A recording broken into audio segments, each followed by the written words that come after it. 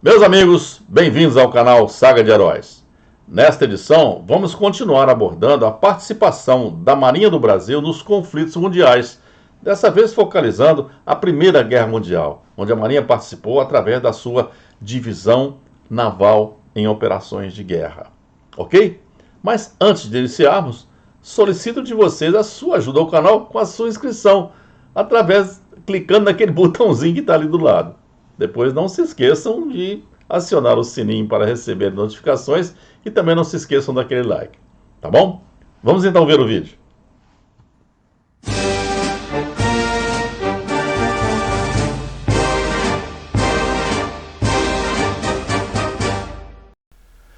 Com o início da Primeira Guerra Mundial, o Brasil declarou sua neutralidade em 4 de agosto de 1914. O país, governado pelo mineiro Venceslau Braz, enfrentava uma situação social e econômica complicada. A economia era essencialmente primária e dependia da exportação de apenas um produto agrícola, o café. A Alemanha era, na época, o principal parceiro comercial do Brasil, sendo seguida pela Inglaterra e pela França. Mas como o café não era um bem essencial, suas exportações diminuíram muito com o conflito. E isso se acentuou mais com o bloqueio alemão e depois com a proibição à importação de café feita pela Inglaterra em 1917, que passou a considerar o espaço de carga nos navios necessário para produtos mais vitais. Haja vista que as grandes perdas causadas pelos afundamentos dos navios mercantes pelos alemães causavam um grande estrago na marinha mercante. Com o objetivo de sufocar a economia de guerra da Inglaterra, cuja superioridade naval era reconhecida pelos alemães, o almirante alemão Alfred von Tirpitz, secretário de Estado da Marinha Alemã, determinou um bloqueio naval ao redor das ilhas britânicas, da Irlanda e no Canal da Mancha. A Alemanha determinou ainda que todo navio mercante inimigo que entrasse nessa área seria atacado e alertou também aos países neutros que seus navios poderiam sofrer essas consequências caso adentrassem essa área, ou a ela demandasse. As relações entre Brasil e Alemanha, outrora extremamente cordiais, foram abaladas por essa decisão alemã. E a situação ficou mais tensa quando os navios brasileiros começaram a ser torpedeados. O primeiro foi o Paraná, no dia 5 de abril de 1917, perto de Le Havre, com 600 toneladas de café e 3 brasileiros morreram. O acidente criou uma comoção nacional. Como reação popular, propriedades alemãs ou de descendentes de alemães foram vandalizadas, principalmente em Porto Alegre, Blumenau e Petrópolis. No dia 11 de abril de 1917, o Brasil rompeu relações diplomáticas com a coligação formada entre a Alemanha e a Áustria-Hungria.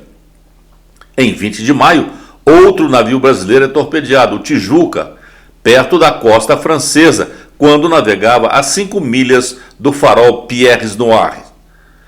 Nos meses seguintes, o governo brasileiro confiscou 42 navios alemães que estavam em portos brasileiros, como uma indenização de guerra. No dia 26 de maio, mais um navio brasileiro, o Lapa, foi atacado próximo ao cabo Trafalgar por tiros de canhão de um submarino alemão. Em 18 de outubro de 1917, outro navio mercante, o Macau, foi torpedeado pelo submarino alemão U-93 a 200 milhas do cabo Finisterre, na costa da Espanha. Com a grande pressão popular, no dia 26 de outubro de 1917, o Brasil declarou guerra à Alemanha. Na imagem que aí aparece, o presidente da República, Venceslau Braz, declara guerra contra o Império Alemão e seus aliados. Ao seu lado, em pé, o ex-presidente da República e ministro interino das Relações Exteriores, Nilo Peçanha, e ao lado dele, sentado, o presidente de Minas Gerais e futuro presidente da República, Delfim Moreira. Após a declaração de guerra, em 2 de novembro de 1917, os navios Acari e Guaíba estavam juntos na ilha de São Vicente, em Cabo Verde, quando foram torpedeados no dia 4 por um submarino alemão, o U-151.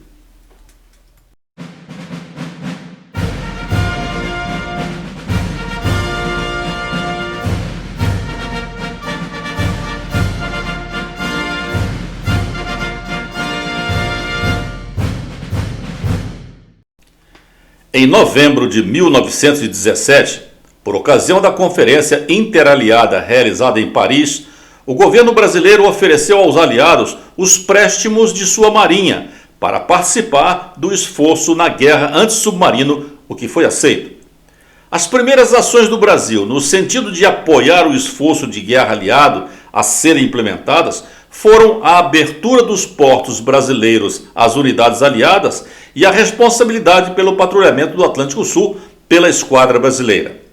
Mas a ação mais efetiva no que diz respeito à participação no conflito resultante da Conferência de Paris foi a criação em 30 de janeiro de 1918 de uma força naval que recebeu o nome de Divisão Naval em Operações de Guerra, DNOG. De acordo com o que for acordado, essa força naval brasileira deveria atuar no patrulhamento da área compreendida entre Dakar, o arquipélago de Cabo Verde e o Estreito de Gibraltar, onde era intensa a ação dos submarinos inimigos. Para comandar a divisão naval, o ministro da Marinha, almirante Alexandrino Faria de Alencar, escolheu um dos oficiais de maior prestígio da época, o contra-almirante Pedro Max Fernando Fronten.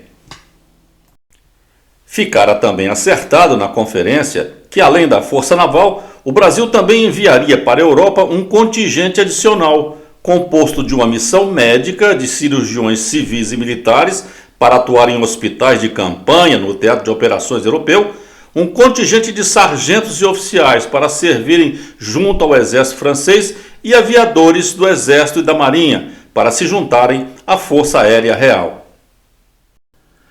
A divisão naval em operações de guerra contava com um efetivo total de 1.515 homens, entre oficiais e praças, distribuídos em 2 cruzadores, 4 contratorpedeiros e mais 2 navios auxiliares, um tender e um rebocador.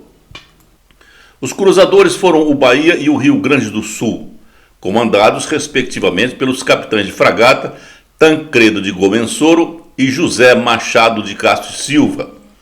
Como curiosidade, entre os oficiais do Rio Grande do Sul, que era o navio Capitânia, estava o então capitão-tenente Alfredo Carlos Soares Dutra, que posteriormente, como almirante, comandou a Força Naval do Nordeste na Segunda Guerra Mundial. Os contratorpedeiros integrantes da divisão naval foram o Piauí, o Rio Grande do Norte, Paraíba e Santa Catarina. O Piauí e o Rio Grande do Norte eram comandados, respectivamente, pelos capitães de corveta Alfredo de Andrada Dodsworth e José Félix da Cunha Menezes. No comando do Paraíba estava o capitão de corveta Manuel José Nogueira Gama e no Santa Catarina o capitão de corveta Adalberto Guimarães Bastos. O tender Belmonte era comandado pelo capitão de corveta Benjamin Goulart e o rebocador Laurindo Pita pelo primeiro-tenente Nelson Simas de Souza. O Laurindo Pita está em atividade até hoje na Marinha, não mais da sua função original, mas como navio-museu, subordinado à diretoria do Patrimônio Histórico e Documentação da Marinha.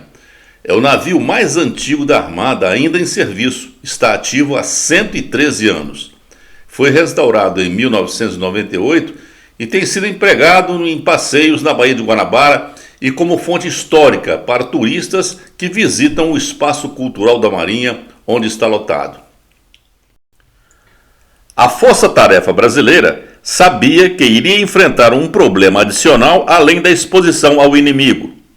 Os navios não estavam devidamente equipados para a guerra antissubmarino, e a inexistência de equipamentos de detecção iria exigir uma grande atenção para o avistamento de periscópios, que seria a melhor maneira de certificar-se da presença do submarino. Os 8 navios se concentraram na Baía de Guanabara, passaram por alguns reparos e no dia 7 de maio de 1918 zarparam rumo ao litoral do Nordeste do Brasil. Esta imagem da capa da edição de 25 de maio de 1918 da Revista da Semana é relativa à visita de despedida que o almirante Fronten fez ao presidente da República, Venceslau Braz, na véspera da partida da divisão. Em primeiro plano aparecem o presidente e o almirante. Ao fundo, da esquerda para a direita, os 2 ajudantes de ordem, o capitão-tenente Manuel Brício Guilhom e o capitão-tenente Jorge Doswald Martins. A força-tarefa aportou em Salvador, Recife e Natal, aproveitando o seu comandante para cumprir um programa de exercícios com os seus subordinados para adestramento em diversas faínas de guerra. De Natal, a esquadra seguiu para Fernando de Noronha e lá permaneceu por algum tempo, concluindo o adestramento para a guerra. A essa altura, cada homem em cada navio sabia exatamente o que fazer em qualquer emergência que adviesse. De Fernando de Noronha, zarparam para a costa africana, chegando em Freetown, hoje capital de Serra Leoa, no dia 9 de agosto. A viagem foi tensa porque a possibilidade dos navios depararem com submarinos inimigos constituía um motivo de preocupação permanente. Como já comentamos, em uma época em que apenas se podia saber da presença do submarino inimigo submerso quando se avistava o seu periscópio, as guarnições viviam em estado de tensão, especialmente durante a vigília noturna, quando a visualização era mais difícil. No dia 3 de agosto de 1918, houve o último ataque a um navio brasileiro, o Maceió, torpedeado por um submarino alemão na costa da Espanha. Aportando em Freetown, o comandante da divisão naval se apresentou ao almirante Shepard, da Marinha Real Britânica, sob cujo comando ficava a Força Brasileira.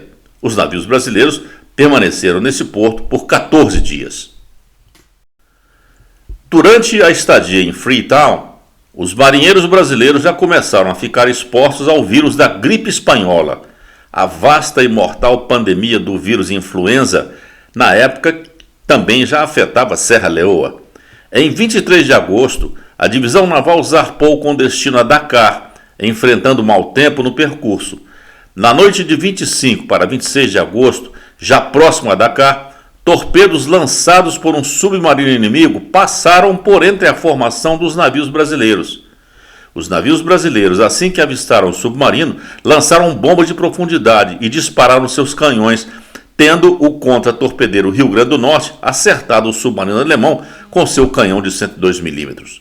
Embora não tenha havido certeza da destruição do submarino, o almirantado britânico homologou a perda inimiga, creditando-a aos brasileiros.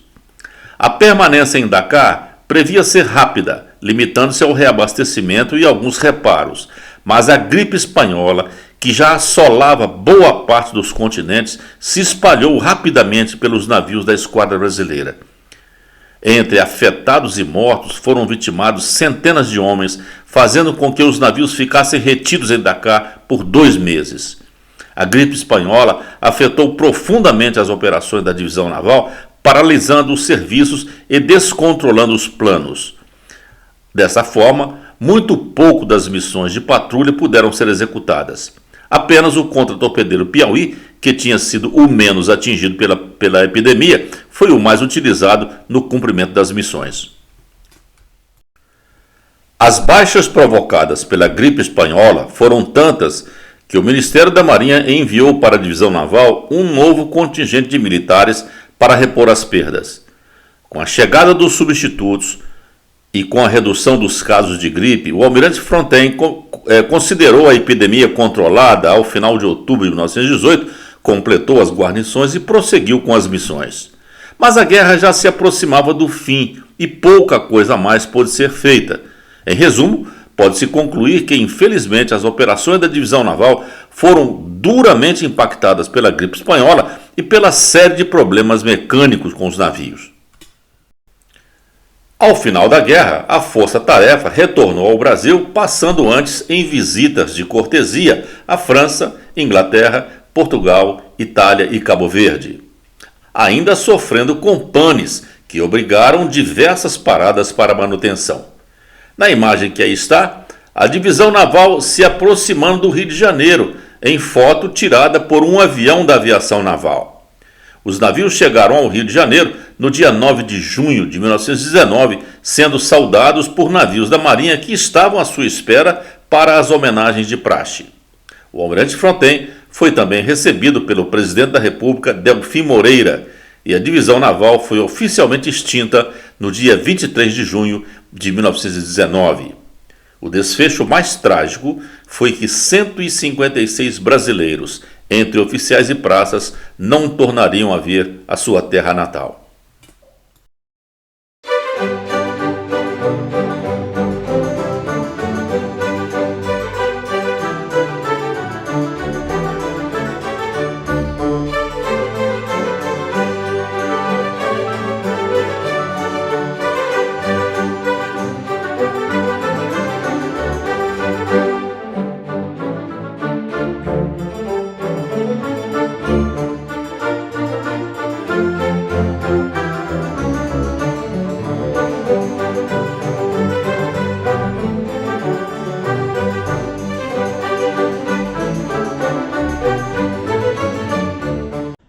E com a imagem do cruzador Rio Grande do Sul aí no fundo, nós terminamos aqui essa apresentação da participação da Marinha na Primeira Guerra Mundial.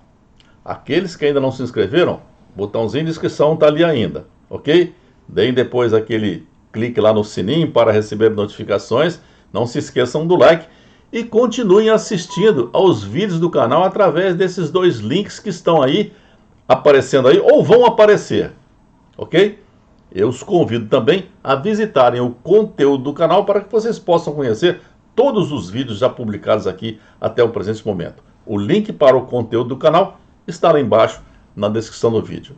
Forte abraço a todos, muito obrigado pela atenção e até o próximo vídeo.